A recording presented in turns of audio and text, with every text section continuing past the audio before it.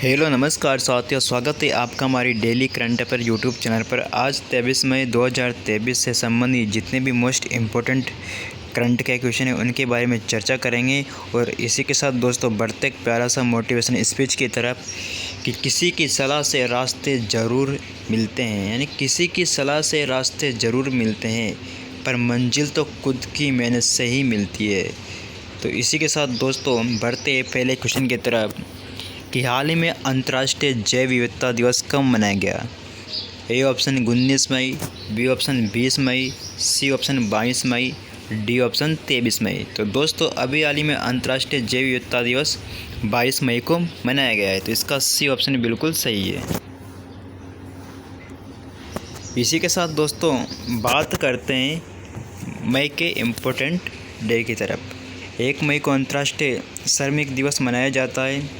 2 मई को विश्व टूना दिवस मनाया जाता है। 3 मई को विश्व प्रेस स्वतंत्रता दिवस मनाया जाता है। 4 मई को कोयला खनिक दिवस मनाया जाता है। 5 मई को विश्व पुर्तगाल भाषा दिवस। 6 मई को इंटरनेशनल नो डाइट डे दिवस। 7 मई को विश्व एथलेटिक्स दिवस मनाया जाता है। और 8 मई को विश्व रेड क्रॉस दिवस मनाया जाता है। 11 मई को राष्ट्रीय प्रौद्योगिकी दिवस मनाया जाता है। 12 मई को अंतर्राष्ट्रीय पादप दिवस और अंतर्राष्ट्रीय नर्स दिवस मनाया जाता है। और 13 मई को अंतर्राष्ट्रीय प्रवासी पक्षी दिवस मनाया जाता है। 15 मई को अंतर्राष्ट्रीय परिवार दिवस मनाया जाता है। और 16 मई को अंतर्राष्ट्रीय day of living together in peace दिवस मनाया जाता है। इसी के साथ दोस्तों 17 मई को विश्व दूरसंचार दिवस और सूचना समाज दिवस मनाया जाता है। 18 मई को इंटरनेशनल म्यूजियम दिवस और एड्स टीका दिवस मनाया जाता है। 19 मई को रक्तचाप दिवस और 20 मई को विश्व मधुमक्खी दिवस मनाया जाता है। इसी के साथ दोस्तों 22 मई को अंतर्राष्ट्रीय जैव विविधता दिवस मनाया जाता है। अब बात करते हैं दोस्तों अगले क्वेश्चन की कि हाल ही में किस देश में 2025 में विशेष पर्यटन वर्ष के रूप में मनाया जाएगा। A option Qatar, B option Nepal, C option Indonesia, D option Cambodia. तो दोस्तों अभी हाल ही में नेपाल में 2025 में विशेष पर्यटन वर्ष के रूप में मनाया जाएगा, तो इसका बी ऑप्शन बिल्कुल सही है। इसी के साथ दोस्तों बात करते हैं नेक्स्ट क्वेश्चन की कि हाल ही में किस राज्य के मुख्यमंत्री ने गड्ढों की रिपेयरिंग के लिए पैच रिपोर्टिंग ऐप लॉन्च किया है। A option Orissa, B option Kerala, C option Uttarakhand, D option Assam. तो दोस्तों इसका सही आंसर है उत्तराखंड के मुख्यमंत्री ने गड्ढों की रिपेयरिंग के लिए पैच रिपोर्टिंग ऐप लॉन्च किया है, तो इसका सी ऑप्शन बिल्कुल सही है। इसी के साथ दोस्तों बात करते हैं नेक्स्ट क्वेश्चन की कि कर्नाटक में विधायक दल का नेता किसे चुना गया। तो दोस्तों कर्नाटक में विधायक दल का नेता सिद्धारमैया को चुना गया है, तो इसका सी ऑप्शन बिल्कुल सही है। इसी के साथ दोस्तों बात करते हैं इससे जुड़े पॉइंटों की तरफ कि डीके शिव कुमार उप मुख्यमंत्री चुने गए हैं और सिद्धारमैया और डीके शिव कुमार ने सरकार के लिए दावा पेश करने के लिए राज्यपाल थावरचंद गहलोत से मुलाकात की है। और कर्नाटक यानी कि ये दक्षिण पश्चिम भारत में स्थित एक राज्य है और यहाँ के राज्यपाल कर्नाटक के राज्यपाल थावरचंद गहलोत है। कर्नाटक में विधान परिषद की सीटें 75 है और विधानसभा की सीटें 224 है। इसी के साथ दोस्तों बात करते हैं नेक्स्ट क्वेश्चन की कि हाल ही में किस देश का 5000 साल पुराना ग्रेट ग्रैंडफादर पेड़ दुनिया का सबसे पुराना पेड़ घोषित किया है। तो दोस्तों इसका सही आंसर है चिली देश ने दुनिया का 5000 साल पुराना ग्रेट ग्रैंडफादर पेड़ दुनिया का सबसे पुराना पेड़ घोषित किया है, तो इसका आंसर है चिली। ए ऑप्शन बिल्कुल सही है इसका। इसी के साथ दोस्तों बात करते हैं नेक्स्ट क्वेश्चन की कि किस देश ने रूस के हीरो और धातु पर प्रतिबंध लगाया है। A option Indonesia, B option United Kingdom, C option Japan, D option Bharat. तो अभी हाल ही में यूनाइटेड किंगडम ने रूस के हीरो और धातु पर प्रतिबंध लगाया है, तो इसका बी ऑप्शन बिल्कुल सही है। इसी के साथ दोस्तों बात करते हैं यूनाइटेड किंगडम के बारे में कि इसमें 4 देश यानी कि इंग्लैंड, स्कॉटलैंड, वेल्स और उत्तरी आयरलैंड शामिल है। इसकी राजधानी लंदन है और यहाँ के जो प्रधानमंत्री वो ऋषि सुनक है और यहाँ के जो सम्राट है वो चार्ल्स तृतीय है। इसी के साथ दोस्तों बढ़ते हैं नेक्स्ट क्वेश्चन पर कि हाल ही में भारत के सबसे बड़े स्काई वॉक पुल का उद्घाटन कहाँ हुआ है। तो दोस्तों इसका उद्घाटन तमिलनाडु राज्य में हुआ है, तो इसका ए ऑप्शन बिल्कुल सही है। इसी के साथ दोस्तों इससे जुड़े पॉइंटों को देख लेते हैं कि आरबीआई के अनुसार तमिलनाडु 3 साल बाजार उधार में टॉप पर रहा है और तमिलनाडु के मनामदुराई मिट्टी के बर्तनों को जीआई टैग मिला है। तमिलनाडु के कुंभम अंगूर को भी जीआई टैग मिला है और अशोक लेलैंड तमिलनाडु में all women production line launch की है। भारत का पहला हाइब्रिड रॉकेट चेंगलुपट्टम तमिलनाडु में लॉन्च किया गया है। इसी के साथ दोस्तों बढ़ते हैं नेक्स्ट क्वेश्चन पर कि हाल ही में डीएससीआई ने किसे अपना नया अध्यक्ष नियुक्त किया है। तो दोस्तों इसका सही आंसर है प्रमोद बस्सी को डीएससीआई ने अपना नया अध्यक्ष नियुक्त किया है, तो इसका सी ऑप्शन बिल्कुल सही है। इसी के साथ दोस्तों बढ़ते हैं नेक्स्ट क्वेश्चन पर कि हाल ही में बीएसएसए का 2 दिवसीय खेल सम्मेलन कहाँ शुरू हुआ है। तो दोस्तों इसका ये सम्मेलन शुरू हुआ है पटना में, तो इसका सी ऑप्शन बिल्कुल सही है।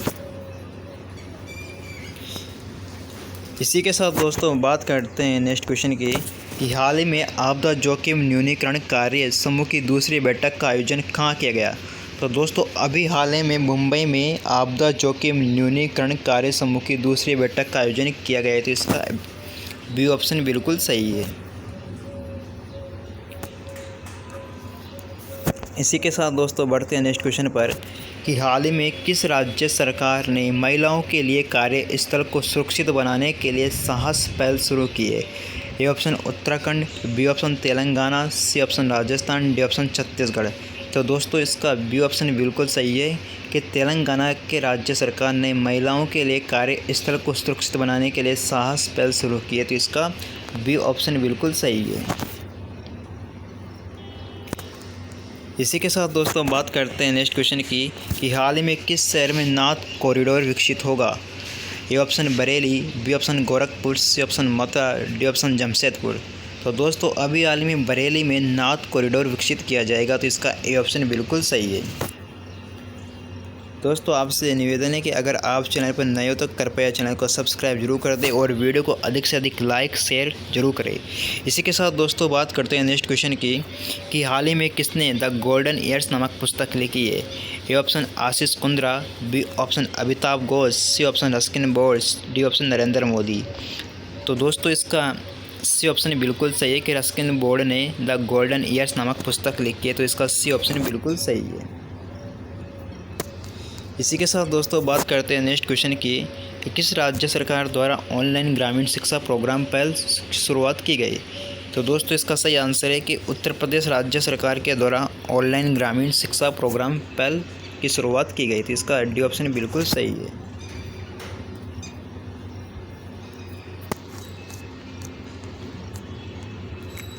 इसी के साथ दोस्तों बात करते हैं उत्तर प्रदेश से जुड़े हुए पॉइंटों की तरफ कि माध्यमिक शिक्षा विभाग और आईआईटी कानपुर के बीच साझेदारी के माध्यम से विकसित इस कार्यक्रम का उद्देश्य था कि ऑनलाइन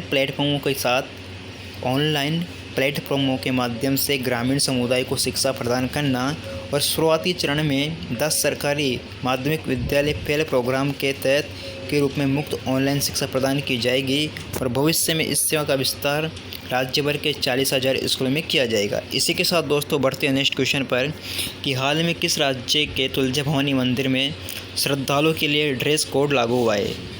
ए option Assam, B option Bihar, C option Maharashtra और डी ऑप्शन तमिलनाडु। तो दोस्तों इसका सही आंसर है कि आंसर महाराष्ट्र राज्य सरकार ने तुलजा भवानी मंदिर में श्रद्धालुओं के लिए ड्रेस कोड लागू किया है, तो इसका सी ऑप्शन बिल्कुल सही है।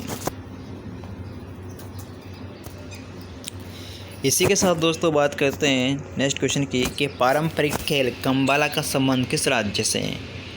तो दोस्तों इसका संबंध कर्नाटक राज्य से है, तो इसका बी ऑप्शन बिल्कुल सही है।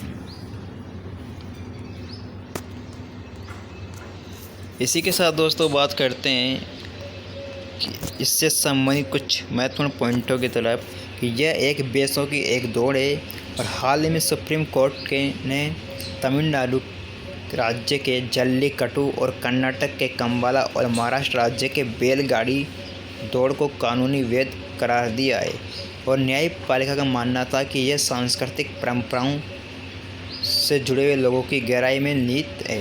इसी के साथ दोस्तों बात करते हैं नेक्स्ट क्वेश्चन की कि हाल ही में प्रधानमंत्री नरेंद्र मोदी ने कहाँ महात्मा गांधी जी की प्रतिमा का अनावरण किया है? A option America, B option Nagasaki, C option Hiroshima, D option Jakarta. तो दोस्तों इसका सही आंसर कि प्रधानमंत्री नरेंद्र मोदी ने हिरोशिमा में महात्मा गांधी जी की प्रतिमा का अनावरण किया है। तो इसका सी ऑप्शन बिल्कुल सही है।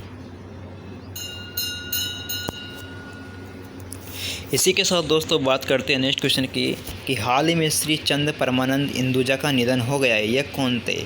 तो दोस्तों ये इंदुजा ग्रुप के अध्यक्ष थे। तो इसका ए ऑप्शन बिल्कुल सही है।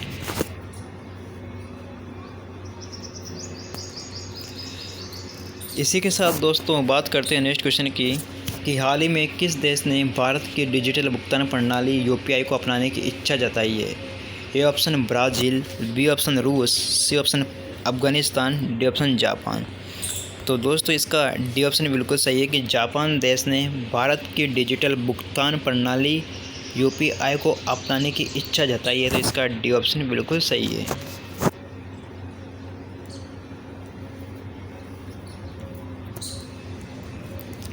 इसी के साथ दोस्तों बात करते इससे जुड़े पॉइंट को देख लेते हैं कि जापान के स्वास्थ्य मंत्रालय ने देश की पहली गर्भपात गोल को मंजूरी दी है और जापान का कॉमर्शियल लूनर लैंडर चांद पर असफल लैंडिंग के बाद गुम हो गया है।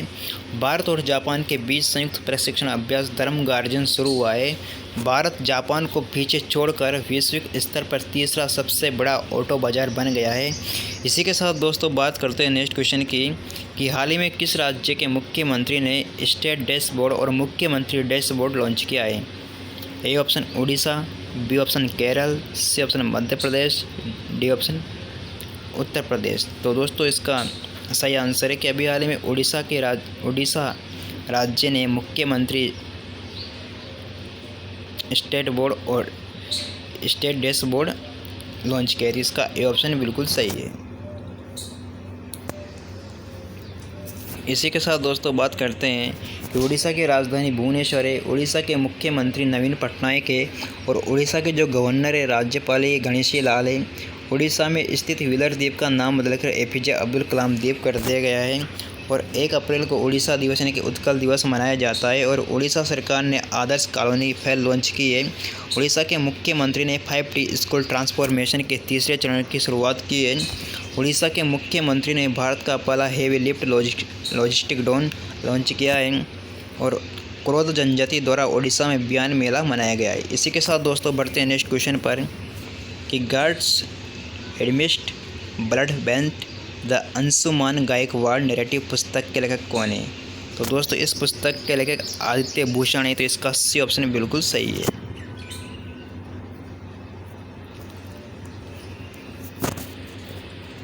इसी के साथ दोस्तों बात करते हैं नेक्स्ट क्वेश्चन की कि हाल ही में किस देश ने 13वां सुदीर्मन कप खिताब अपने नाम किया है? A option Pakistan, B option England, C option चीन, डी ऑप्शन ऑस्ट्रेलिया।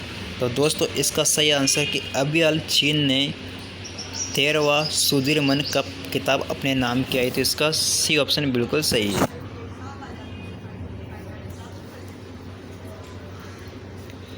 इसी के साथ दोस्तों बात करते हैं कि चीन की राजधानी बीजिंग है।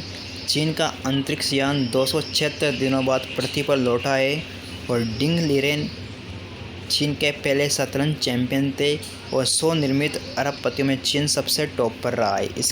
इसी के साथ दोस्तों बात करते हैं नेक्स्ट क्वेश्चन की कि हाल ही में किस देश के माउंट एंटना ज्वालामुखी एक बार फिर से विस्फोट हुआ है? तो दोस्तों इसका सही आंसर है इटली का ज्वालामुखी माउंट एटना फिर से विस्फोट हुआ है। तो इसका ए ऑप्शन बिल्कुल सही है। इसी के साथ दोस्तों बात करते हैं नेक्स्ट क्वेश्चन की कि हाल ही में प्रधानमंत्री नरेंद्र मोदी को किस देश के सर्वोच्च सम्मान से सम्मानित किया गया है? A option Vietnam, B option Turkmenistan, C option Fiji, D option Seoul. तो दोस्तों इसका सही आंसर है फिजी। फिजी देश ने प्रधानमंत्री नरेंद्र मोदी को सर्वोच्च सम्मान से सम्मानित किया है। तो इसका सी ऑप्शन बिल्कुल सही है। इसी के साथ दोस्तों बात करते हैं नेक्स्ट क्वेश्चन की कि हाल ही में शैली सिंह ने गोल्ड ग्रैंड प्रिक्स 2023 में कौन सा पदक जीता है? तो दोस्तों इसका सही आंसर है कभी हाल ही में शैली सिंह ने गोल्ड ग्रैंड पिक्स में कांस्य पदक जीता है, तो इसका बी ऑप्शन बिल्कुल सही है, ब्रॉन्ज मेडल जीता है। इसी के साथ दोस्तों बात करते हैं अंतिम लास्ट क्वेश्चन की कि हाल ही में गृह मंत्री अमित शाह ने कान national academy of postal policy campus की आधारशिला रखी है। तो दोस्तों इसका सही आंसर है गुजरात में, तो इसका ए ऑप्शन बिल्कुल सही है। दोस्तों आज के लिए इतना ही पर्याप्त है। अगर आपको हमारी वीडियो अच्छी लगी हो तो वीडियो को अधिक से अधिक शेयर सब्सक्राइब जरूर करें। मिलते हैं नेक्स्ट वीडियो पर। जय हिंद, जय भारत, धन्यवाद।